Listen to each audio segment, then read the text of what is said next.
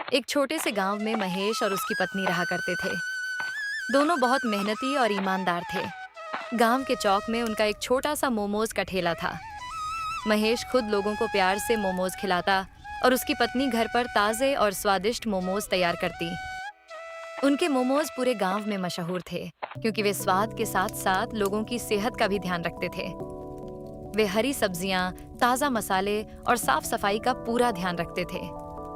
एक सुबह महेश अपना ठेला लगा ही रहा था कि तभी एक अमीर सेठ वहां आया।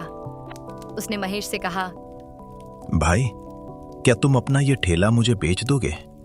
मैं तुम्हें अच्छे पैसे दूंगा। महेश मुस्कुराकर बोला, नहीं साहब, ये सिर्फ ठेला नहीं है, हमारी मेहनत और रोजी रोटी है। सेठ गुस्से में वहां से चला गया। महेश ने भी उस बात को ज्यादा महत्व नहीं दिया और अपना काम करता रहा।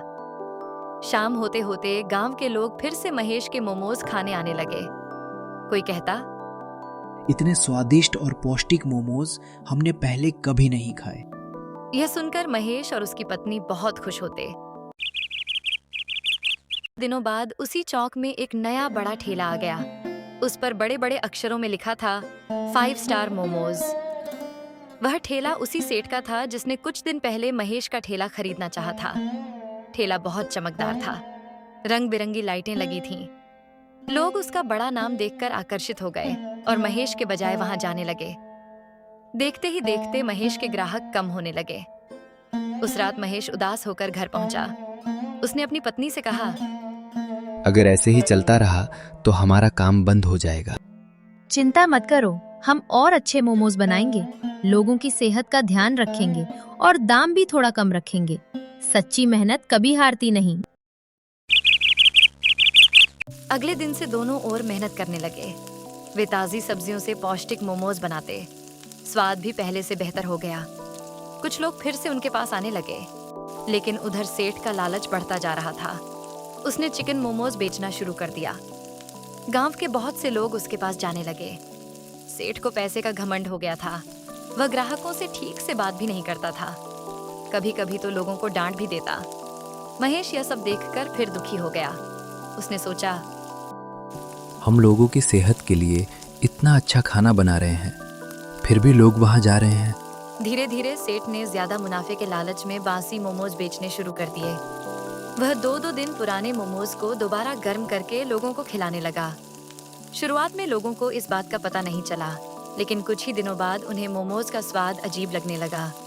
कई लोगों की तबीयत भी खराब होने लगी। गांव के लोगों को अब सेठ के मोमोज बिल्कुल अच्छे नहीं लगते थे।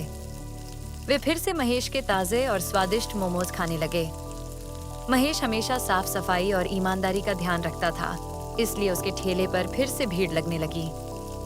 यह देखकर सेठ बहुत परेशान हो गया। अब इस महेश का कुछ करना ही पड़ेगा। इसका ठेला हमेशा के लिए बंद करना ही पड़ेगा।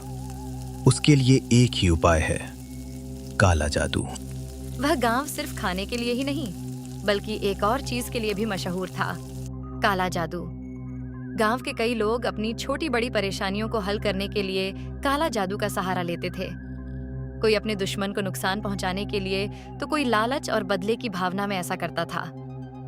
अब सेठ भी महेश का ठेला बंद करवाने के लिए काला जादू का सहारा लेना चाहता था। उसके मन में जलन और गुस्सा इतना बढ़ चुका था कि उसे सही और गलत का फर्क समझ नहीं आ रहा था। एक दिन सेठ चुपके से गांव के बाहर वाली गुफा में बैठे एक तांत्रिक के पास जाता है। आओ, क्या दिक्कत है बताओ। किसके ऊपर काला जादू करना है, सब साफ साफ बताओ। मैं ऐसा तंत्र मंत्र करूंगा कि तुम्हारा दुश्मन पूरी तरह बर्बाद हो जाएगा। लेकिन याद रखना, काला जादू बहुत शक्तिशाली होता है और इसका असर कभी खाली नहीं जाता। अब जल्दी से बताओ, तुम्हें किससे बदला लेना है और क्या करवाना चाहते हो? बाबा, महेश के ठेले को बंद करवाना है। उसकी वजह से मेरा बहुत बड़ा नुकसान हो रहा है।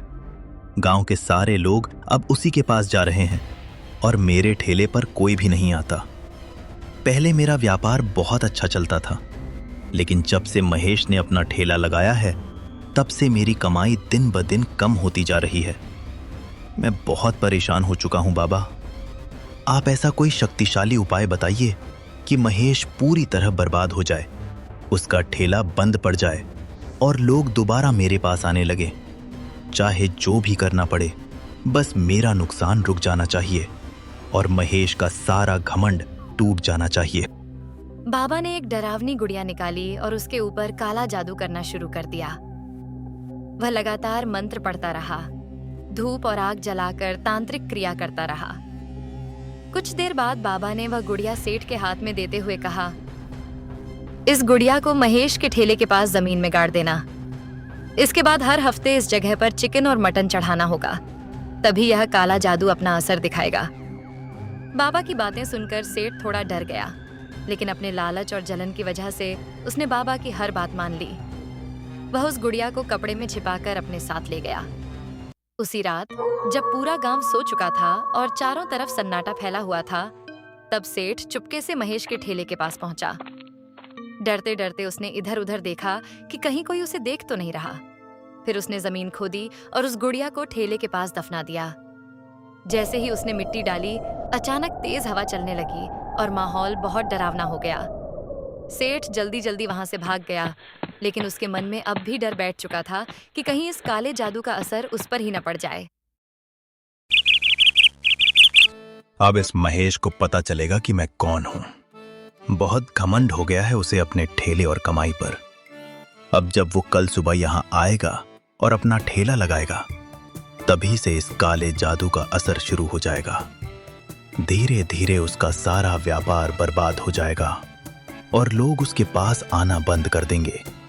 अगली सुबह जैसे ही महेश ने अपना ठेला लगाया, अचानक उसके पूरे शरीर में तेज जलन होने लगी। उसे ऐसा महसूस हुआ जैसे किसी ने उसके शरीर को तेज करंट के झटके दिए हों। वह दर्द से जोर जोर से चिल्लाने लगा। उसके हाथ पैर कांपने लगे और उसकी हालत बहुत खराब हो गई। महेश की पत्नी यह सब देखकर घबरा गई। बिना समय गंवाए वह तुरंत महेश को सहारा देकर अस्पताल ले गई। डॉक्टरों ने उसकी हालत देखकर तुरंत उसे भर्ती कर लिया। महेश दर्द से तड़प रहा था, लेकिन किसी को समझ नहीं आ रहा था कि आखिर उसे अचानक क्या हो गया। इधर सेठ मन ही मन हंस रहा था, क्योंकि उसे अच्छी तरह पता था कि यह सब उसी के काले जादू की वजह से हो रहा है। उसे लगने लगा कि अब महेश कभी वापस खड़ा नहीं हो पाएगा और उसका ठेला हमेशा के लिए बंद हो जाएगा। महेश के ठेले के बंद होते ही गांव के सारे लोग फिर से सेठ के ठेले पर आने लगे। सेठ की कमाई पहले से भी ज्यादा बढ़ने लगी। वह हर दिन खुश होकर पैसे गिनता और मन ही मन अपने आप पर घमंड करता। कुछ दिन बीत गए, लेकिन महेश अभी भी अस्पताल में ही भर्ती था। उसकी हालत में थोड़ा सुधार तो हुआ था, मगर वह अभी भी बहुत कमजोर था। उसकी पत्नी दिन रात उसकी सेवा कर रही थी और भगवान से प्रार्थना कर रही थी कि उसका पति जल्दी ठीक हो जाए। हे भगवान, जैसे भी हो मेरे पति को बचा लो। ये हमारे ऊपर कैसी मुसीबत आ गई है। हमें समझ ही नहीं आ रहा कि आखिर अचानक ये सब क्या हो रहा है। कल तक तो सब ठीक था, फिर अचानक उनकी ऐसी हालत कैसे हो गई। कुछ दिनों बाद ऐसा हुआ कि पूरा खेल ही उल्टा पड़ गया। सेठ हर हफ्ते की तरह उस दफनाई हुई गुड़िया के पास चिकन और मटन चढ़ाना भूल गया। बाबा ने उसे पहले ही चेतावनी दी थी कि अगर नियम तोड़ा गया तो काले जादू का असर वापस उसी पर पड़ सकता है। लेकिन लालच और घमंड में आकर सेठ यह बात भूल गया। अब वह काले जादू से भरी हुई गुड़िया महेश को छोड़कर सेठ के पीछे पड़ गई। धीरे धीरे सेठ की तबीयत बिगड़ने लगी। उसके शरीर में अजीब दर्द होने लगा। रातों को उसे डरावने सपने आने लगे और उसका पूरा शरीर कमजोर पड़ने लगा। वह हर समय घबराया और डरा हुआ रहने लगा। देखते ही देखते सेठ की हालत इतनी खराब हो गई कि वह घर में ही बिस्तर पर पड़ गया। अब उसे ठीक से चला भी नहीं जाता था। गांव के लोग उसकी हालत देखकर हैरान थे। जिस सेठ को अपने पैसों और घमंड पर इतना भरोसा था, वही अब बेबस होकर दर्द सह रहा था। उधर महेश की हालत धीरे धीरे ठीक होने लगी। डॉक्टरों की दवाइयों और उसकी पत्नी की सेवा से वह पूरी तरह स्वस्थ हो गया। कुछ दिनों बाद महेश अस्पताल से अपने घर वापस आ गया। गांव के लोग उसे देखकर बहुत खुश हुए। महेश ने फिर से अपना ठेला शुरू किया और पहले की तरह मेहनत से काम करने लगा। अब लोग समझ चुके थे कि किसी का बुरा करने वाला इंसान आखिर में खुद ही अपने बुरे कर्मों का शिकार बन जाता है।